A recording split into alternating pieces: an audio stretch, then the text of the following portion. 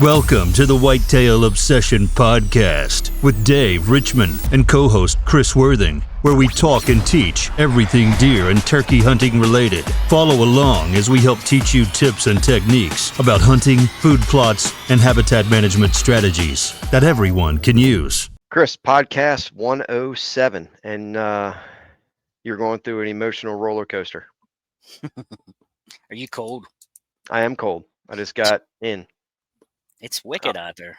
It is. We got more snow last night, which I didn't really expect. I woke. I think they're was like- calling for single digits again this week. Yeah, earlier this week. Later in the week, it's supposed to warm up. But we got a bunch of stuff we're talking about today, and we're Yeah. gonna jump right into it. But So Did you you- went out on a consult this morning. What'd you see? yeah, so a guy called up a few weeks ago, and in Maryland, and he has a property where he's been doing some work on, and he just needed some advice on the woods part of it, and we set it up to where I came out today for a little while and scoped it out for him. But basically, it's 27 acres, and he was of woods. He still has more property where he has open fields and stuff. He's already planting food plots. He planted switchgrass, I believe.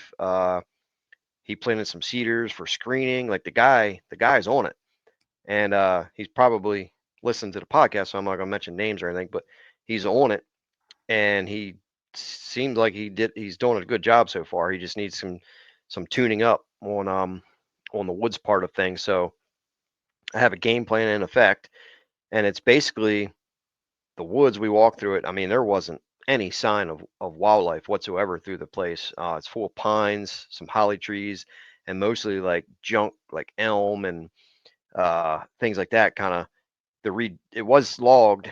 I think he said 10 to 15 years ago. So the larger pines and things have kind of taken over, shaded out the canopy, and just allowed all this junk to grow up. 2-3 inch diameter trees, and it's thick, but it's not thick. It's thick because there's so many, the stem count's so high, but it's these 2-3 inch diameter trees. And if you get down low, yeah, you can't see really far, but there's no food. I mean, not a lick of food in the entire section of woods. He's got these two little open fields within that area. The one area gets really wet, the other area doesn't get as wet. So he's going to convert those two fields into red osier dogwood. Just entire thing. I mean, they're probably, I want to say the one's probably a quarter acre, the other one might be about a half acre or so. So then I laid out 2-3 tree stand sections that we're going to cut. Long story short, he has to get rid of the understory first with a mulcher. Get that understory down, because if you just go in there now and start cutting trees, it's too thick. They're just going to get tangled up. It'll be a disaster. So he's got to get rid of the understory first, mulch all those trees up in strategic areas, which we're going to do, and then come back in, do a combination of hack and squirt and actually flush cutting trees, maybe some hinge cutting. But we're going to do that coming up here in the next week or so. So I have a lot of footage for that, and it'll be a good project. And we'll give everybody an update on that once we complete this in the next week. So they're totally avoiding this area because it's void of food. So It's void of food. Yep. So you're going to make some super highways with a mulcher and some areas to lay out stands. Yeah, so we're going to clear one area out for a food plot. We're going to just knock it out for a food plot. Mhm. And then the rest of the woods, strategic areas, just mulch all the understory. Mhm. Probably make a couple travel corridors through there. Gotcha. And then we're going to make some barricades behind this tree stand. We got the, dominant wind throughout this property, so we're set up on the edges. And then we're going to get some barricades set up behind his stands. That way deer can't come up behind them. They would have to funnel in around the edges. So we got good plan layout. He didn't really want help on the fields or nothing. He didn't want me to look at that, which is fine. It was literally just the wood section. Okay. So the canopy, is the canopy going to be cuttings or more of the hack and squirt to kill it? I'm going to do a combination of both, because Gotcha. it's a combination of pine trees And then there was some holly trees, which I'm not going to touch the holly. I'm going to clean up a little bit around them so they can expand because they're good snow cover. When it snows, they can get up under the hollies in, I guess, harsh conditions. But I didn't see any. I mean, I didn't walk the whole property, but I didn't see any maples or any nothing. I mean, it's just void. We didn't even see a rabbit track. So it was Wow. it was rough. So Huh. he's on it though. He's got the good fields and set up. He's got an infrared drone. He flies around and kind of sees where the deer at. Never any deer in the woods. It's just it's a desert. So Wow. give an update on that. So, yeah, to answer your earlier comment, I am still hunting. I'm not flintlock hunting here in PA. That late season is a tough time to be out, especially with this cold snap that we've got going on. But Mm-hmm. I'm still seeing deer. I'm even seeing some bucks coming back. Mm-hmm. Uh, it's it's been tough, and 2 Mondays ago, I had a flash in the pan and the gun didn't go off, and could just stand there and watch them run. And this past Monday, I had a heartbreaker. Um, to put it lightly. One of the things I wanted to talk about today was the emotional roller coaster of wounding a deer. So that prefacing my next story, you kind of get what's going to happen here. So I'm setting up on food because the deer are coming back to the food plots, and I was turned with my back to the field facing the woods, and it's I don't know, 15, 20 minutes before dark, and the deer are all converging on me from behind me, coming from the woods, coming to the fields. I had deer from every direction, left and right, straight on, whatever. And Big Mama comes in below me about 35 yards straight on. And as some of you have seen or heard me say, I like to take out dominant lead does, the matriarch of the group. They're usually the ones that are teaching the young ones, and don't you know, she walked in behind me, and the wind blew from my back and blew my scent right to her, and she was throwing her head around smelling, and she stomped and snorted. Well, they scattered a little bit, didn't go far, and she actually skirted she retreated a little bit and started to skirt me to my right, which meant I was going to have to duck back around a tree and put the gun on the other side. And I was getting ready to do that. Well, for some reason she double backed and came back the way she was coming the first time, and she's out there about 50 yards now, and she stops with her head behind a tree, and I've already got the gun cocked. I've got a good steady aim on her, and excuse me, and she's standing there still, and I thought, well, now or never. 50 yards, I can do that because I shoot the gun at 50 yards. um so I let her rip, and I could tell I hit her. I knew I hit, and she buckled at the shot, and she turned to run, and I could tell she was running funny, and I thought, man, I stuck one in her. I know I did. So I waited 15, 20 minutes, got down, walked into the woods, into the area where I hit her. I didn't immediately see blood, which if you're a flintlock hunter using patch and ball, you know that a lot of times you do not shoot completely through a deer. Usually it goes in and stops on the other side, or and that blunt round bullet, it doesn't really make a really great blood trail unless you totally heart shot it or lung hit it. So I had no idea where I hit this deer. I knew I hit it, but wasn't sure. So I started following it. And years past, when I shot him with a muzzle loader, there's been times I walked up on the deer dead, and I never found even a speck of blood from where I hit to where they lay dead. So it's kind of funky. So I started following the tracks anyhow that they ran down through the woods in the snow, and I could tell she was running funny by the track. And I got down into the woods there, and I saw where she had fallen, and she had actually slid and mounded up a pile of snow, and she literally slid 20 yards in the in the woods. It was kind of weird. It was a little bit downhill, so I guess when she hit the ground, she just kept on going, sliding. It was pretty slippery out. And where her body stopped in that mound of snow, I found blood. I was like, okay, I definitely hit her. And she got up to run again, and went down chest first into a log, and there was a bunch of fur and blood there. So immediately, I found blood in the first 50 yards after I hit her. So I left, backed out. I came back to the house. About an hour and a half later, I went back out with some good lights and I started picking up the trail. So I pick up the trail. I'm finding blood, spotty, not real well. It's wasn't.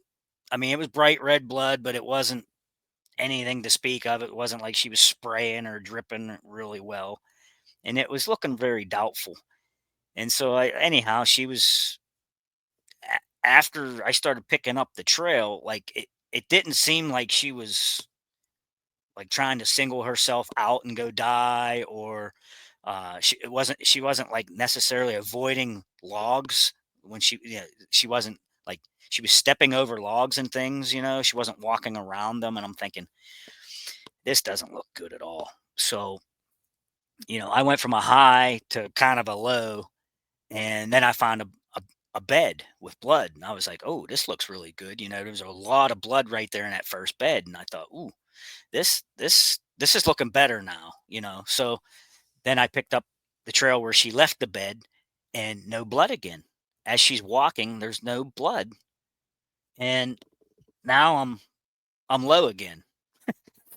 I walk a little bit further, and as the crow flies, where I found the second bed, and I had a really good bed full of blood, and it was probably as the crow flies, maybe from the shot to where I find the second bed, it would be under 200 yards. I can't really guess that through the woods, but it was under 200 yards, and I don't like 200 yards. 200 yards is not a good number for them to get that far away after your shot, which tells me the shot wasn't as good as I thought it was.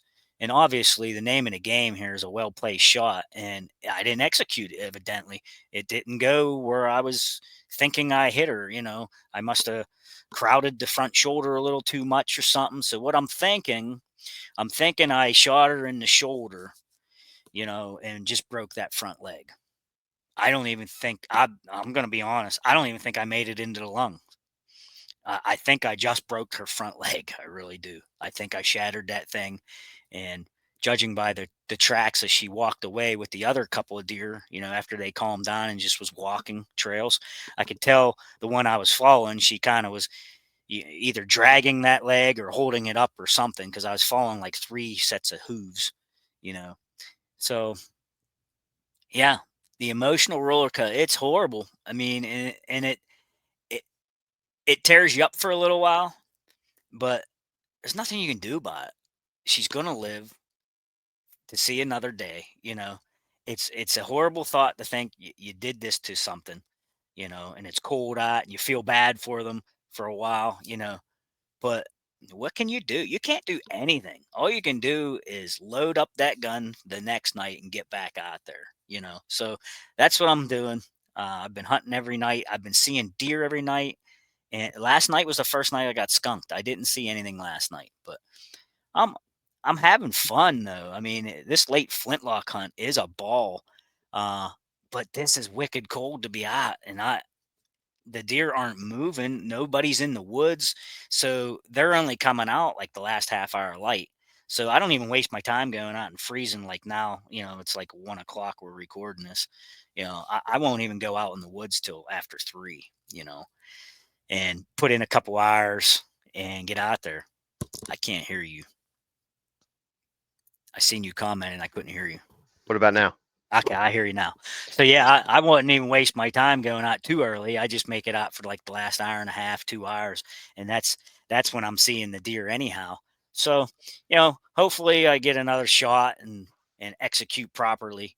That's the name of the game of this hunting. You gotta execute and do things humanely. And I I have no excuse. I don't know what happened. I knew I could hit the deer at 50 and I did, but obviously not where I wanted to. So it So happens. basically, what you're telling us is that you lost sleep for 3 days. You No, sat in a rocking chair for 3 days, rocked back and forth, sipping hot cocoa like you're 7, not a chance. watching old Roger Ragland video cassette video tapes. Not a chance. Come Not a on, chance. you did. Cold-hearted. Cold-hearted. Cold-hearted slayer. Back Yeah, at it. cold-hearted city slicker. Hard at it. Yeah. Right back to it. Well, hopefully, hey, it sucks shooting the deer. Hey, Oh, if definitely sucks. people think that's bad, try getting one stolen. Yeah. Having Yeah, a buck stolen from you. yeah, I don't It all sucks, but ain't nothing you can do. no. No, and you can't really let it get you down because stuff happens. Hmm. Whether it's you or the equipment or what. And the flintlock thing, that's a whole different animal because like some guns shoot better if you clean it after every shot, or some guys will purposely shoot a couple fouling shots, and then they'll load up and go out. And like it's hard to print a good group, you know, when you don't know what the gun's going to do. Well, You I'll know, be honest. I've never shot a flintlock, so I mean, I have no idea. I well, never mess with one. So. I'm going to tell you this: I would admit to being, how could I say, probably I could say unprepared because you need to practice with your equipment so much that you know it. And I have 3 different muzzle loaders, and I practiced more with those ones, and I understand those ones more. And it's kind of my fault for being unprepared. I didn't shoot this flintlock as much as I should have, to learn where it's going to hit if I clean it after every shot, or that Hmm. type of thing. And I just figured that, I clean, it shoots good on a clean barrel. So that's what I do. I clean it after every shot. So, but it didn't work out. Well, So I need to practice more, be more diligent about it, you and I, learn. You learn for next time. well, and that's what I texted one of the neighbor guys, and he's one of these big long rifle shooters. He's into all these competitions and things, and he wrote a very nice reply back to me. Um, he was real generous about it, and he said, this has happened to me many a times, and it just makes us a better hunter. And he said, just it all boils down to shot placement and execution and things. And then I was like, yeah, I totally agree. Hmm. Uh, it's kind of just like bow hunting. You gotta practice with your bow. Yeah. And I need to shoot more with that flintlock, obviously. You know, to make sure it's going where I want. So, anyhow, moral of the story is when I go hunting, I got another week left of hunting season. I'm not going to take any 50 yarders just in case. I'm going to try to treat it like almost like archery. I want to keep it like 30 and under if possible, because I know I can hit them at 50, but I didn't have it as tight dialed in as I thought I should have, I guess. So you only got Uh, 1 week left of hunting season. yeah, the 20th. Can you bow Today's hunt after that? today's the 11th. No, this is bow Done. or flintlock right now. No, I'm After saying when 1 week 20th, it's done. everything's done. Yeah, so we can go to the 31st here. Okay. Bow hunting. Yeah. But I'm done anyway. I can't. I'm too busy. So yeah, I'm gonna go after we record this here. I'm gonna get dressed out, and first I'm gonna take my eliminate shield shower and get the stink off, and then I'm gonna hit the woods after that. I'm gonna You want hit some Alaskan boots to keep your feet warm? yeah, send them over. I'm gonna need Yeah. them. Gonna need So them. so we talked about what I saw today with the Yeah, property. You talked right. about you rocking in a chair sipping hot cocoa. You talked So about then, that. yep. So then you wanted to roll into something else Yeah, to finish out the podcast, which we briefly talked before we went live here. But yeah, and I thought this would be something good because somebody's gonna ask us eventually, and the backstory behind this is I was telling Dave, I said, yeah, I've been seeing a lot of guys, some of these influencers or big YouTube folks saying that they refuse to shoot does on their properties, and um, they don't believe in shooting the older ones, especially because those are the ones that teach the younger ones how to survive and this and that and the other. And their their ultimate plan is to shoot big bucks, and they're just against doe hunting, period. And I said to Dave, I said, well, these guys talk about the term overabundance of doe, or they call it Doe Factories or whatever, you know. So hypothetically, somebody's going to ask at some point. So if you have a Doe factory, how do you fix that problem? Okay, Well, so we shortly talked about it before we got on, mhm. and I'll give Dave a chance here to say something. Go. Well, ultimately, uh, I mean, the term gets thrown around from one guy that kind of created the term. Um, he claims it's a problem. Me personally, I don't think it's a problem. You just have an overabundance of does, and just because you have an overabundance of does doesn't necessarily mean you're going to push bucks away, right? Right. Now, obviously, you get to a point where the property can only handle so many deer, and then they're just going to wipe you out of everything. So if you're in that type of situation, and usually those situations happen when you're in like a big woods setting and you have a lot of food. You know, if you're the only one within that area doing habitat improvements, you're going to draw in a lot of deer. For Hmm. instance, my old farm in Pennsylvania, we had 3 acres of food, and in trail camera pictures, I'd see 30 deer out in the food plot feeding. I mean, I got Right. pictures still on my phone. You'd have 30 deer. Now, out of those 30 deer, there might have been 10 bucks, but and they're all feeding in the same plot. So it's not like the does were pushing the bucks away. Now we also had some screening in there to kind of separate the deer and things, because what happens is you get does in there and the does will start fighting. Yeah. They get annoyed with each other. But I've never really seen a problem where you have the does that push bucks away. I've never experienced it. I don't know anybody that Right. has. Right. So if you have too many does and you're in an area like that, what do you do about it? Well, the ultimate goal would be to have all your neighbors and things shoot does, to Hmm. thin them out. Not only will it increase the food on your property because you won't have all these deer feeding and wiping you out, but it'll also, create other attraction, so you don't have all these does fighting with each other and less pressure and things. And the one thing that I don't think people think about is if you have less deer within the area per square mile, it's you have in a way you have less of a chance of spooking a deer, because you don't have 20 does sitting there waiting. You might only have 5 does or 10, whatever it is. But the more deer you have, the more chances you have of spooking them. So if all your neighbors aren't doing it, somebody has to do it. Yeah. So if you start shooting does, you have the chance of possibly thinning them out. But I don't think personally you could shoot like one or two and say you're doing any good. It would Right. have to be like 5 or 10, because if you just kill one or two, you're just going to draw in one or two more. Right. So because there's going to be room for more. So the ultimate goal would be to everybody work together, or you get a bunch of buddies or something to come in and help you. Have a couple weekend or something. You bust out 10 does. Thin them out. um, that would be the ultimate thing, but obviously Hmm. that's not always realistic. So, Right. um, but I don't think shooting does is a bad thing. I think it's needed depending on the property. Right. Some properties just have less deer per square mile. There's not as many deer, which is fine. But if you have too many, then somebody's got to do something. Yeah. I mean, there's going to be a point where I would be more concerned about food value and, not having enough for them. Hmm. Not necessarily that it has anything to do with buck to doe ratio. I mean, yeah, you would like the ratio to be tighter. That means you would see more bucks per doe that you're seeing. But one of the comments that the guy made was you can't control the buck to doe ratio by shooting does. Well, Hmm.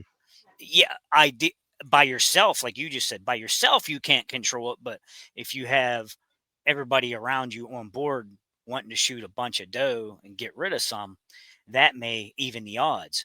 Hmm. But I also have to say that I have to agree with another guy that said, um, he likes a lot of does on his property because eventually a buck has to come in there and check them all. And that's more time on your property that a buck's going to spend checking does on your property, unless it's overnight, you know, in the dark, you don't get a chance at all. But, there's more chances that a buck could sneak in there and check these does. And especially right now in this late season, they're the bucks that are left over are coming around and checking these yearlings that are coming in right now. But yeah, so how do you fix the problem? Like you were saying earlier, well, we said offline, we were talking about, one of the ways you could do it is actually to take away the food, period. If you think you have too many deer there that you can't handle and they're just wiping you out, you could maybe skip a season or something, and they'll disperse a little bit, Hmm. and then you come back the next year and maybe plant something up again and see how it is at that point. But yeah, I kind of disagree with that one guy's statement, saying that he doesn't doe hunt at all. I mean, and that's your preference. You do whatever you want where you hunt, you know. But he's an older fella, so he's probably shot enough does and bucks in his life that it doesn't matter if he ever shoots another deer, But yeah, he said you can't control the doe ratio, and he would never shoot another doe in his life, and all that jazz. And I was like, wow, dude's a Well, he's a deer Nazi. well, I think one person can't really control it. I mean, you're No, talking about a wild deer. Like yeah, you have very little impact on a wild deer. Now, if you have this big property, a couple hundred acres, whatever, and then you're doing habitat improvements, yeah, you can change the deer herd for the better. I mean, perfect example is the old farm. I mean, we packed on deer tons of food and they got bigger and bigger and bigger each year, bigger does, bigger bucks and everything. So you can have that type of impact, but I mean, to really, really change the buck to doe ratio, you have to be like this limited situation where you're like this isolated piece of property away miles away from any other hunters and the deer like literally living there. You know what I mean? Like it would be a very isolated situation if for that to happen. And you would virtually have to like wipe out the deer herd within the area, like yeah, shoot all the does and let them kind of, you know, regroup, but kind of like reset the thing. But you're also, yeah. it's just not going to happen. Like, Well, um, in Pennsylvania, when they started the antler restriction, mhm, okay, when they did that, it took a couple years for that to take hold, mhm, and everybody was so upset about that because first of all, how do you count antlers when they're running by you? mhm, Especially if they're that small. If it's a little tiny basket rat, because that was the normal deer. People were shooting spikes. 3, 4, 5 points was the average deer. The average deer's a year and a half, 2 years old here in PA. Everybody was shooting. So if you got all these little bucks, how can you judge what they are? So everybody was just going out and shooting the first doe that they saw and going home. So we basically, for the first couple years of the antler restriction, started decimating the herd here. And where I live at is a camping rich environment. All these camps and stuff in this area, people come here to vacation and things. They were upset and they weren't coming back to hunt, and it actually affected our businesses. We had businesses go out of business, fold up, and go away because the fall time hunting season did not produce enough funding for them to stay open all year. mhm. Farmers Inn shuts down at the end of October. The restaurant, you know, Truman Store down here in Sigel closed down because they don't have enough. Well, they didn't have enough help, but they also didn't have enough revenue coming in the fall of the year to Seagal. stay open. You live in So Seagal. no, so they it was impacting the area, and for years people were upset. Well, that gave the deer herd a chance to rebound. But boy, when it rebounded, when you've got a doe having twins or possibly even a triplet now and then, that can rebound the population really fast. And we didn't have anybody hunting them for years here. It was crazy, and it was hard. It was hard hunting because we had decimated the herd because they didn't slow down on the doe tags. They kept pouring the doe tags to us, and everybody was going out. You go down to butcher shop and there'd be Bambi laying there. Mhm. a whole driveway full of Bambis. They weren't even nice sized does. They were just shooting whatever they could because it was a deer and they came to camp to kill a deer and that's what they went home with. So they decimated it up pretty good and it's rebounded and now people are coming back and hunting and they're being more picky and choosy because there's better buck. You can actually count the antlers now, you know. But the moral of the story was the population does explode if people aren't hunting them.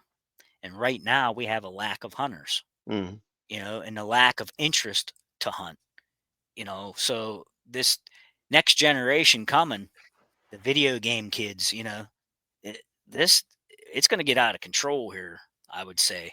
Yeah. Uh, and their answer is going to be pour more doe tags to it. Well, if there's nobody hunting, it's not going to control the population. So Mhm. it's gonna be rough here in the next couple years. I think within the next 10 years, I think we're going to see another explosion in the population.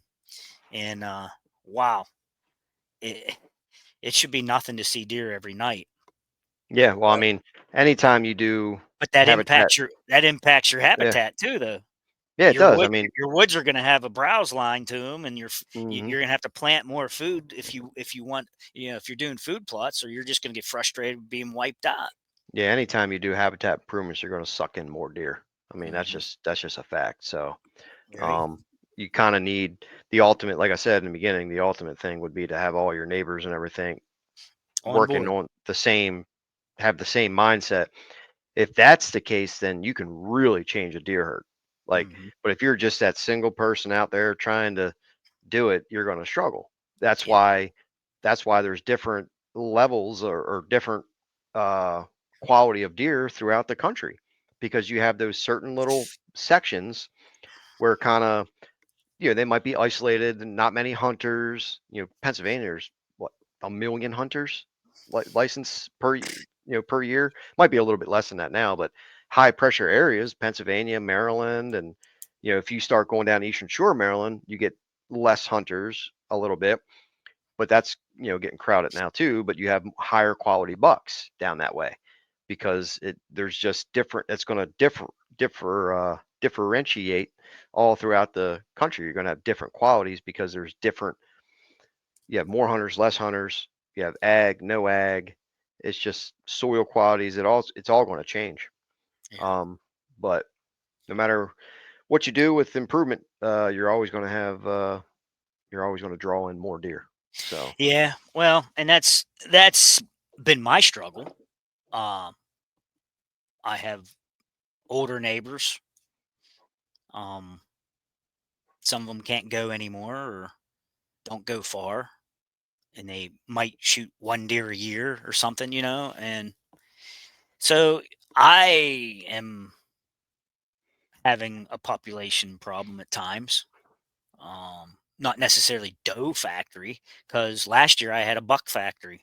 Last year was ridiculous. I saw way more bucks than I even saw does. Hmm. This year it's been pretty decent, good exchange of numbers. But yeah, last year was crazy on stand. So many bucks out there. But my struggle is real. And people would ask, why do you shoot so many does? You can't possibly eat all of them. Well, no, I don't eat them all. I would give some away. Um, but me trying to impact the population problem by myself, like you said, is a struggle because I don't have folks hunting around me anymore. Hmm. I very rarely ever see anybody in the woods. I very rarely hear a shot. It's a dwindling sport. It really is. It seems to be in this area. Yeah. Well, So I think it's everywhere. But yeah. all right. Well, don't wound any more deer because Swiss Miss is going to go out of business. So Oh no, I like those little marshmallows, I know but they're gonna buy all the product. They're not going to have any more to sell. I'm gonna kill you saying silly stuff like that. Swiss Miss. You're gonna wear a hole in the rocking chair. It's already ruined All right. from talking Well, to you. that was a good podcast. Appreciate everybody listening, and I'm excited to get this guy's property going. I'll give you an update on that, and we'll see you on podcast 108. See ya.